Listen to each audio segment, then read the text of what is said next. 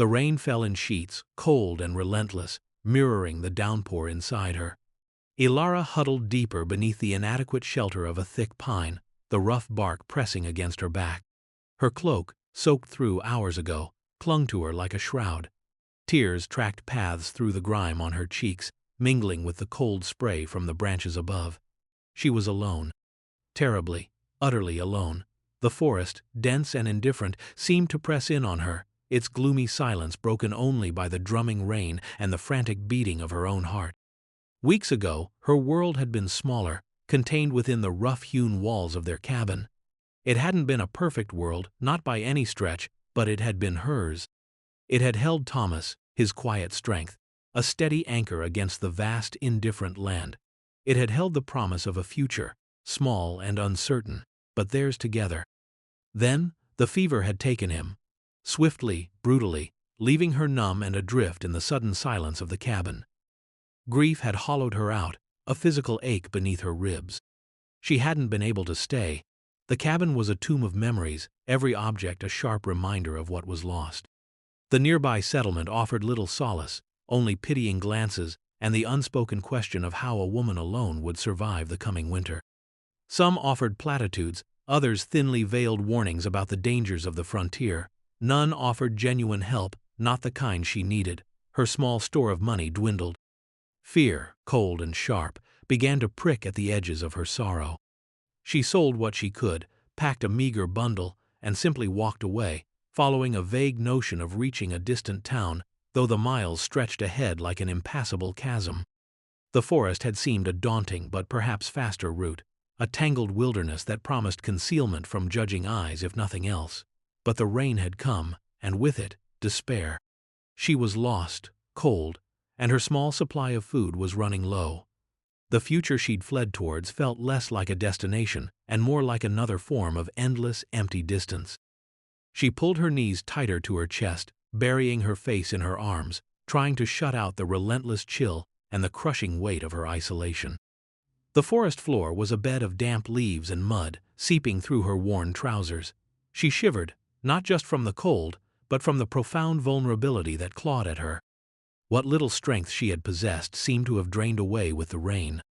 When she finally lifted her head, her eyes stinging, she saw him.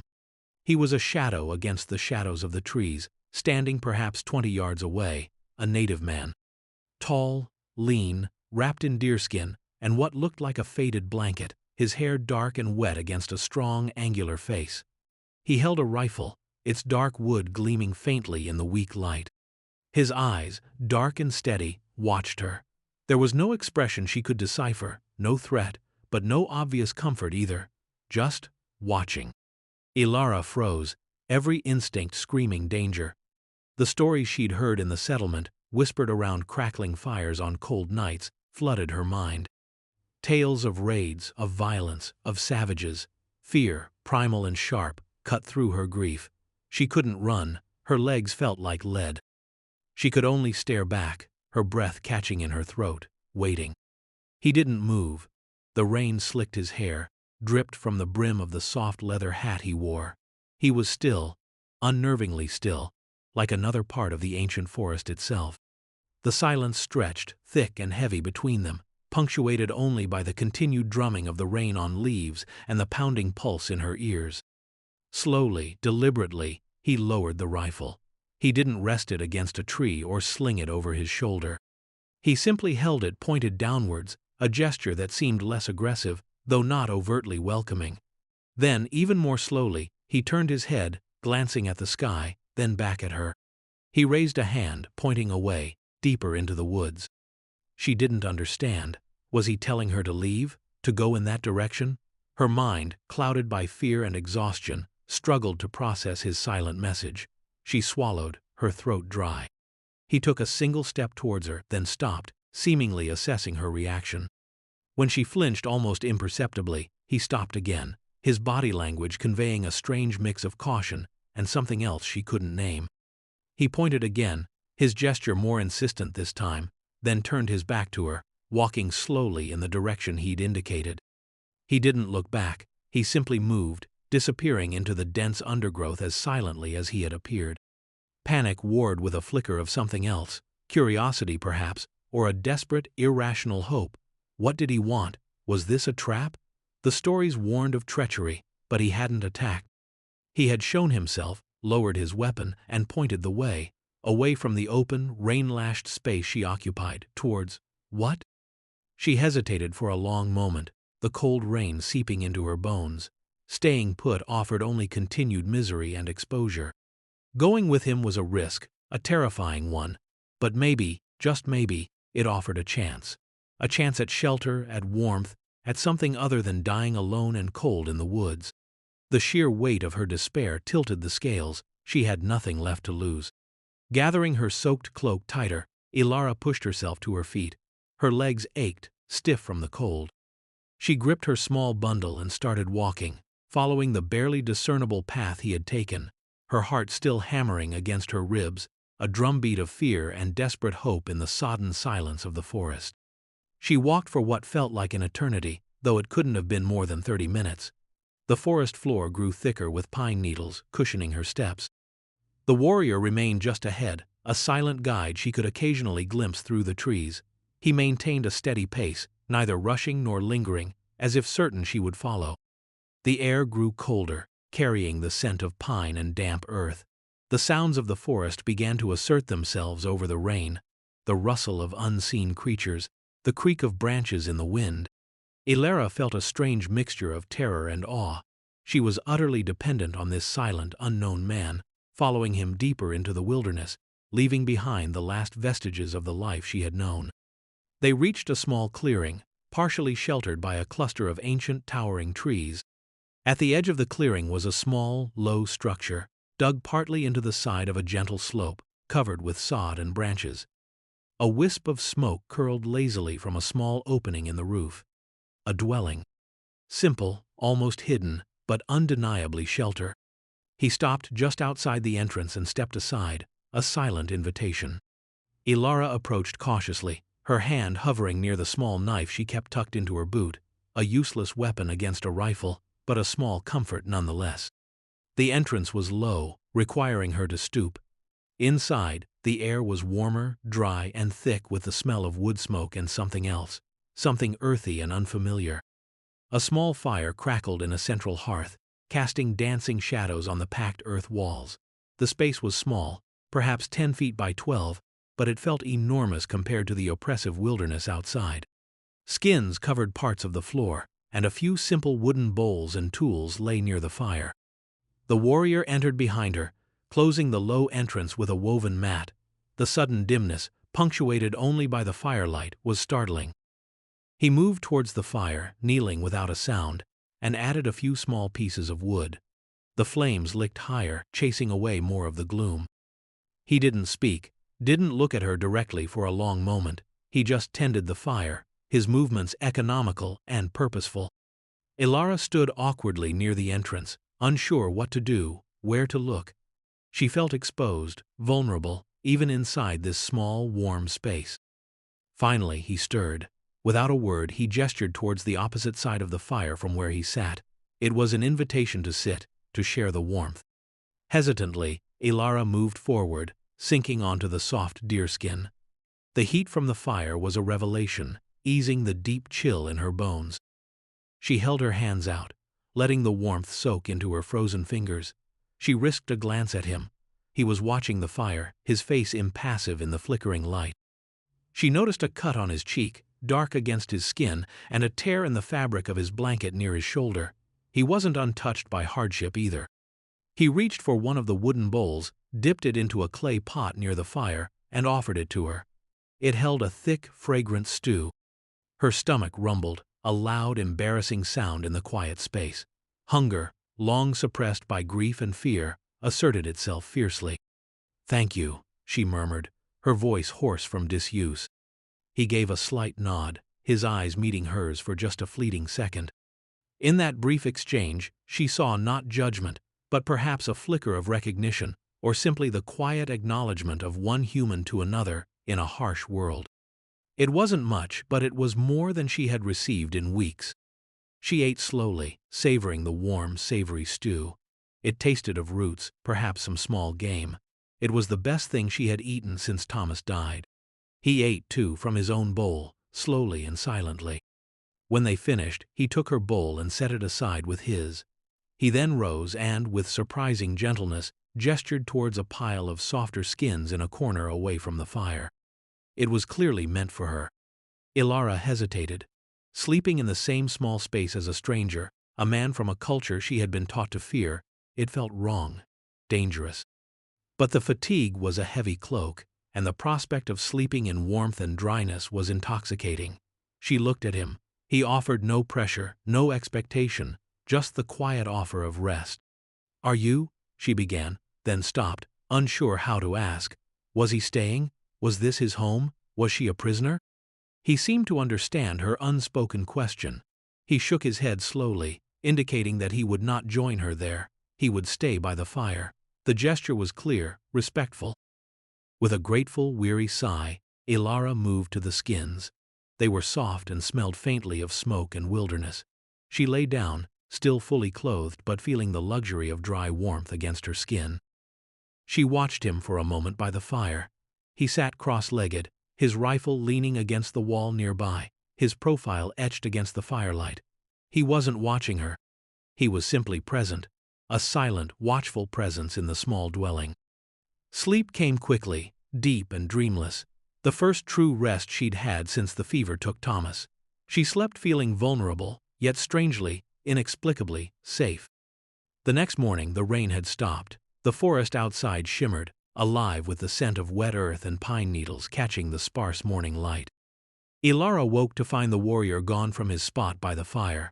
A small fire still glowed, and a pot of water sat warming beside it. She sat up, stretching muscles stiff from days of travel and cold. The stew from the night before had settled her stomach, giving her a fragile thread of strength. She stepped outside the dwelling. The air was crisp and cool, carrying the sounds of birdsong she hadn't heard in the rain. He was there, standing a short distance away, looking out at the forest. He turned when she emerged, his gaze steady as ever. "Good morning," she said, feeling awkward. He inclined his head slightly, still silent. They shared a silent breakfast of some dried berries he produced from a small pouch. The language barrier felt immense, a wall built of silence and difference. Yet a strange kind of communication began to emerge, built on shared glances, gestures, and the simple necessity of their shared space. He showed her how to collect firewood, his movements precise and efficient. She, in turn, found water at a nearby stream he indicated and boiled it over the fire. They worked in comfortable silence, each aware of the other's presence, a rhythm developing between them that required no words. Days turned into a week. Elara learned his routines. He spent much of the day hunting or checking traps, returning usually at dusk. He was skilled, providing small game or fish for them to eat. He was also watchful, his eyes constantly scanning the woods, his ears alert to every sound. It was clear he was a man who lived close to the land and close to danger. She learned his silence wasn't empty. It was a silence filled with observation, with listening, with a deep understanding of the world around him. He seemed to absorb everything without needing to name it. He didn't ask about her. He didn't ask why she was alone in the forest, tearful and lost. His lack of questions was a kindness, a quiet acceptance of her presence without demanding an explanation she wasn't ready to give. One evening, sitting by the fire, she found herself talking. The words tumbled out, hesitant at first, then gaining speed, about Thomas, their life together, the fever, the cabin, the gnawing loneliness that had driven her into the woods. She spoke to the fire, to the shadows, rarely looking at him. He listened, silently, his gaze fixed on the flames. He didn't interrupt, didn't offer platitudes. When she finished, the silence returned, but it felt different this time. It wasn't empty, it was filled with the echoes of her words, held and acknowledged. He reached out and gently added a small piece of wood to the fire, a simple act that felt like a quiet affirmation, a nonverbal acknowledgement of her pain. From that night, the dynamic shifted subtly. The wall of silence didn't crumble entirely, but small stones began to loosen. Sometimes he would point to a bird and make a soft, trilling sound that mimicked its call. Or he would show her how to identify a particular plant, its uses, his gestures clear and instructive. She, in turn, shared stories of her life before the frontier, of a world so different from this one, weaving tales he listened to with quiet intensity. She learned his name, or the name he used, Kaelen. He finally spoke it one evening, pointing to himself, a deep, resonant sound she repeated hesitantly. Kaelen. It suited his quiet strength. Trust, a fragile seedling, began to sprout in the fertile ground of shared need and quiet respect. Elara felt a sense of safety she hadn't known since Thomas was alive. Kaelen was a constant, unwavering presence, his silent watchfulness a shield around their small, hidden world. She stopped flinching at his sudden appearance, learned to read the subtle shifts in his posture, the slight inclination of his head, the steady gaze of his dark eyes. Their connection deepened in quiet ways. One cold morning, he found a wild rose blooming late and brought it to her, placing it gently in her hand. Another time she mended a tear in his blanket with her own thread, her fingers surprisingly steady. They were small gestures, but they spoke volumes in their silent world. But the peace of their hidden existence was fragile. The world outside the forest hadn't forgotten them, or rather, it hadn't forgotten him. One afternoon, Kaelen returned looking more withdrawn than usual. His silence felt heavier, laced with a tension she hadn't felt before. He moved with a coiled alertness, his eyes constantly scanning the tree line. That evening, as dusk settled, they heard it. The distant baying of dogs, and voices, white men's voices, angry, shouting. Kaelen's head snapped up, his body rigid. He extinguished the fire instantly, plunging the dwelling into near total darkness. He moved swiftly, pressing himself against the earth wall near the entrance, listening. Elara's heart hammered against her ribs. Fear, cold and sharp, returned, different this time. Not the fear of dying alone, but the fear of being discovered, of Kaelen being discovered. The story she had heard in the settlement about the animosity towards native people returned with chilling clarity. They wouldn't see him as a man who had saved her. They would see him as a threat, perhaps accuse him of kidnapping her. The sounds grew closer, the snapping of twigs, the labored breathing of men moving through the rough terrain. The dogs whined, sniffing the air, their baying growing more excited. Kaelen moved swiftly to her side, his hand gently but firmly covering her mouth, a silent command for silence. He held her there, pressed against the cool earth, his body a shield between her and the sound of the approaching threat. She could feel the tension radiating from him, the readiness for danger that was etched into his very being. The voices were clearer now, rough and angry. They came this way, Jedediah, I'm sure of it. That redskin ain't far, and maybe that woman's with him. Heard she ran off into the woods like a scared rabbit. If she's with him, she's a traitor, or worse. We'll handle them both. Elara's blood ran cold. They knew she was gone. They suspected Kaelen. The casual cruelty in their voices was terrifying. These were the people she had lived near, whose pity she had fled. Now, their prejudice had turned to active pursuit. The dogs were closer still, right outside the dwelling, their frantic sniffing and whining audible through the sod roof. One barked sharply, right outside the entrance. Kaelen tensed beside her. He was silent, deadly still, but she felt the raw power held in check, the instinct of a hunter, a warrior, preparing to defend his territory, his companion. A voice boomed from outside. Hello, anyone in there? We saw smoke earlier. You got a woman in there? Elara, it's Jedediah. We're here to help. The offer of help was laced with a threat, a chilling insincerity. Elara wanted to scream, to tell them she was safe, that Kaelen was her protector.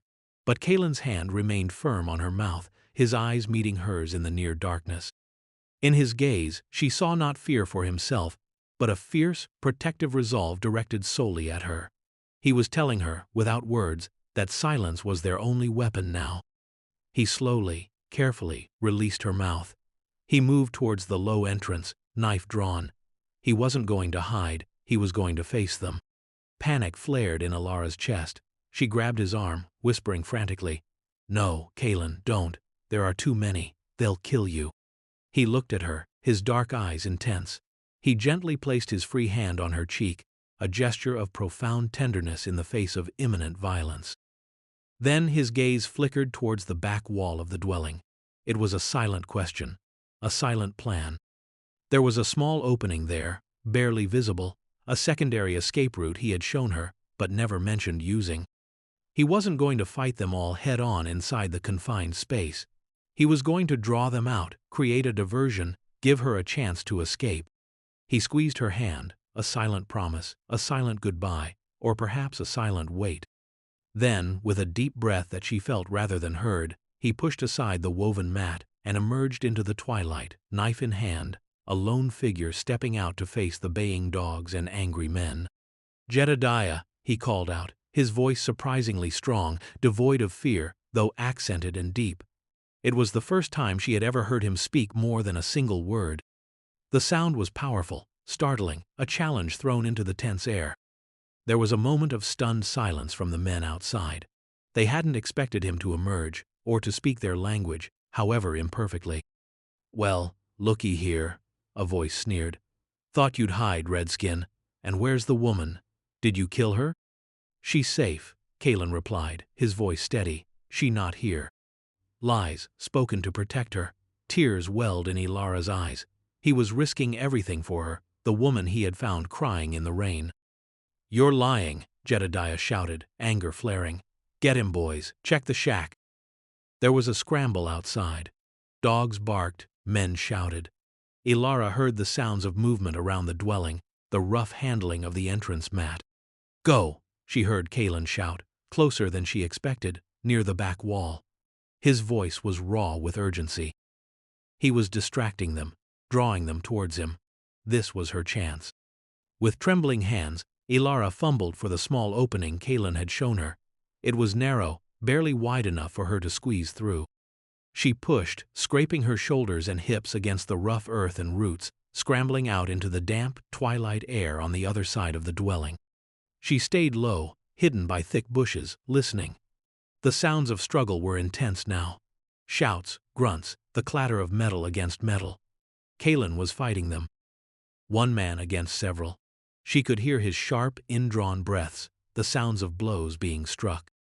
Fear paralyzed her for a moment, then a surge of fierce protectiveness, something new and potent, flooded through her. Kaelen, he was her guardian. He had shown her kindness, given her safety, accepted her grief without judgment. She couldn't leave him, not now. She crawled forward, peering through the undergrowth towards the front of the dwelling. She saw figures moving in the dim light.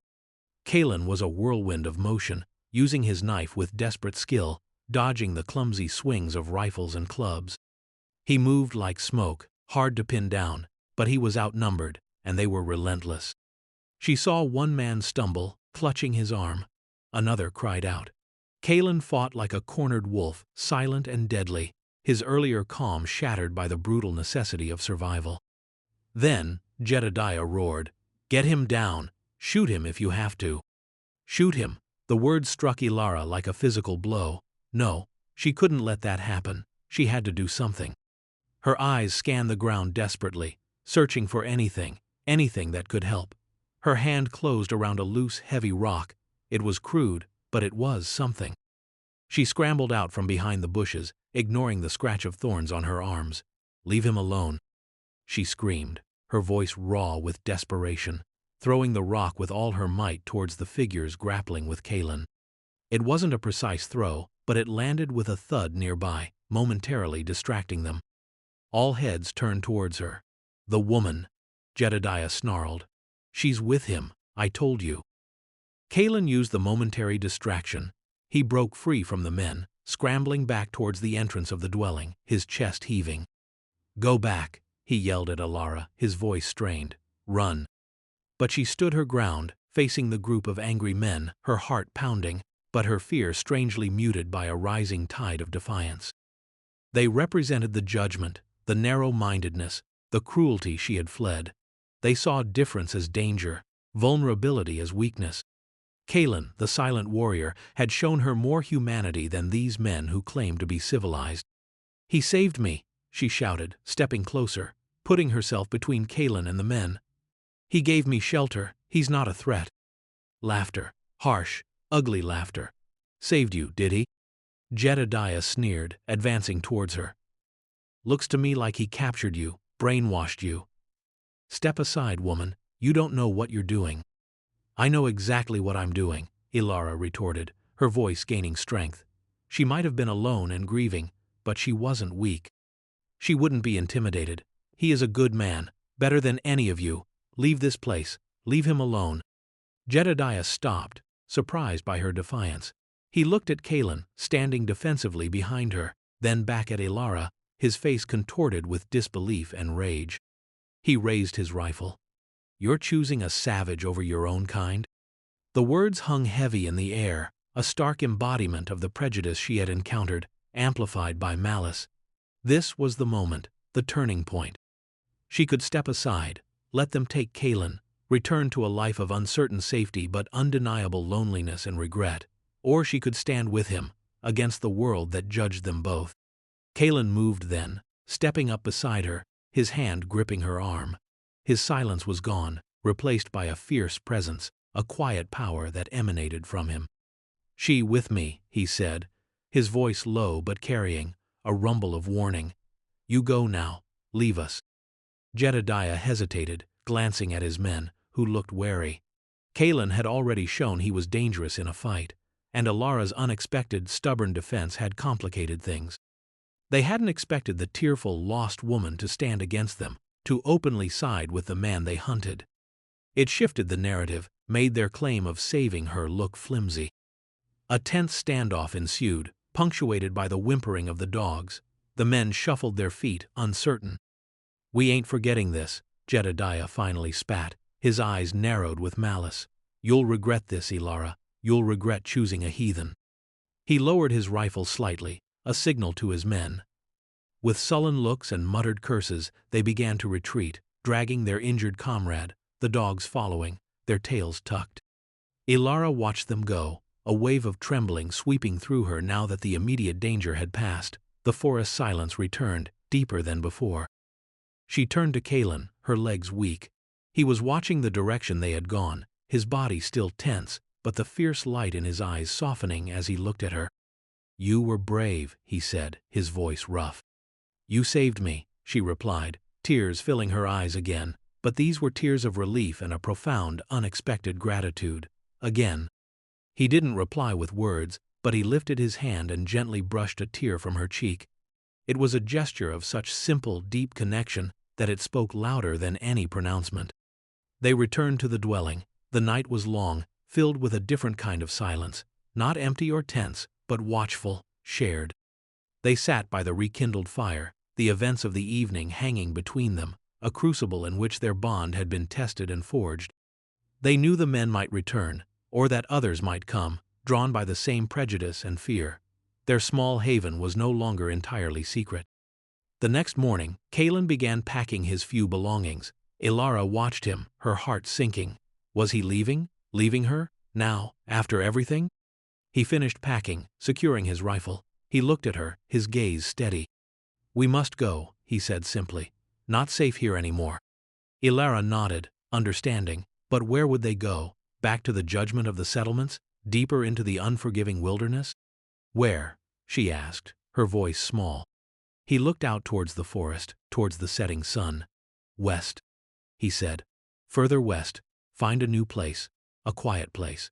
He paused, then looked back at her, his expression unreadable, but his dark eyes held a question. You come? You come? The choice was hers.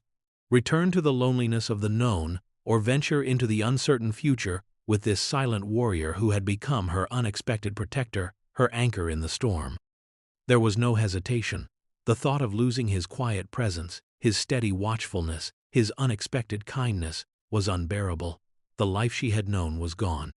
The future she had fled towards offered nothing. This silent man, this outsider like herself in a way, offered not a return to the past, but a chance to build something new together. Yes, she said, her voice clear and strong, I come.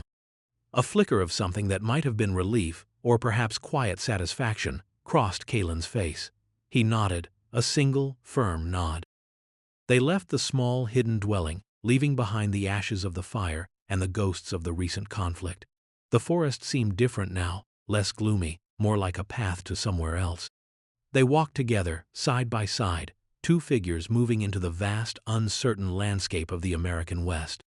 They didn't speak much, not at first. Their communication remained one of shared glances, understanding gestures, the quiet rhythm of two people moving together with a shared purpose. Kaelen led the way, his knowledge of the land their guide. Elara followed, her steps steadier now, her gaze fixed not on the ground in defeat, but on the horizon, on the promise of a future she hadn't imagined possible just weeks before. The journey was hard. The land was unforgiving, the weather unpredictable. They faced hunger, exhaustion, the constant threat of discovery or danger. But they faced it together. Kaelen's silent strength was her shield, his resourcefulness their survival. Elara, in turn, found a resilience she hadn't known she possessed. She learned to track small game, to identify edible plants, to move through the wilderness with a quiet confidence born of necessity and Kaelen's unspoken tutelage. Their connection deepened with every shared hardship, every moment of quiet companionship by the fire, under a sky full of stars. The silence between them transformed from a barrier into a language of its own, filled with mutual respect, burgeoning affection, and a profound sense of belonging. Elara no longer felt alone. She was with Kaelen, and that felt like home. They found their quiet place finally, tucked away in a high mountain valley, accessible only by a narrow, winding path. It was a place of stunning, isolated beauty, surrounded by towering peaks and deep, silent forests. Here, far from the judging eyes of the settlements, they built a simple cabin. It was smaller than the one she had shared with Thomas, built from logs Kaelen expertly felled and notched. Elara worked beside him, learning to handle tools she had never touched before, her hands growing calloused but strong. They worked in companionable silence, the rhythm of hammer and saw, axe and rope, weaving a new kind of song into the mountain air. The first winter in their valley was harsh, testing their resolve. Snow piled high, cutting them off from the outside world. But the cabin was sturdy, the fire warm, and their larder, filled by Kaelen's hunting and Elara's careful preservation, was sufficient. They spent the long nights by the fire, Kaelen teaching her the names of the constellations in his language, sharing quiet stories of his people, his past, his life before he found her in the rain. His voice, once a startling rarity, became a familiar comfort, though words were still used sparingly, each one carrying weight and meaning. Elara shared more of her own life, her hopes, her fears. The grief for Thomas was still there, a quiet ache in her heart, but it was no longer a gaping wound. Kaelen didn't try to replace him, but his presence filled the emptiness that loneliness had left behind. Their love grew slowly, like a hardy mountain flower pushing through rocky soil. It wasn't born of grand declarations or sweeping gestures, but of shared resilience, mutual protection, quiet understanding, and the simple, profound fact of their choosing to face the world together. It was a love built in the silence of the wilderness, strong and deep and true. The valley became their world, their sanctuary. They lived simply, tending a small garden in the summer, relying on the bounty of the land that Kaelen knew so intimately. The prejudice of the world outside faded into a distant echo, replaced by the immediate realities of mountain living and the quiet strength of their bond. Elara, once tearful and lost in the gloomy forest, was tearful no more. The sorrow remained a part of her story, but it no longer defined her. She was a woman forged by loss and hardship, yes, but also by unexpected kindness, fierce loyalty, and the quiet, unwavering love of a silent warrior who had become her guardian angel, her partner, her home. Their life was not easy, but it was theirs, built on the foundation of two lonely souls finding each other in the vast, indifferent wilderness and choosing, every day, to belong together. The forest, once a place of overwhelming fear and despair, was now simply home. Its silence was their peace, its vastness their freedom. And in that quiet, shared world, Elara finally found the healing and belonging she had unknowingly been searching for all along. The journey from a tearful, isolated figure in the rain to a woman standing strong and loved in her mountain valley had been long and arduous, but every step, every silent moment shared, every challenge overcome, had led her here, to this earned peace, this profound connection.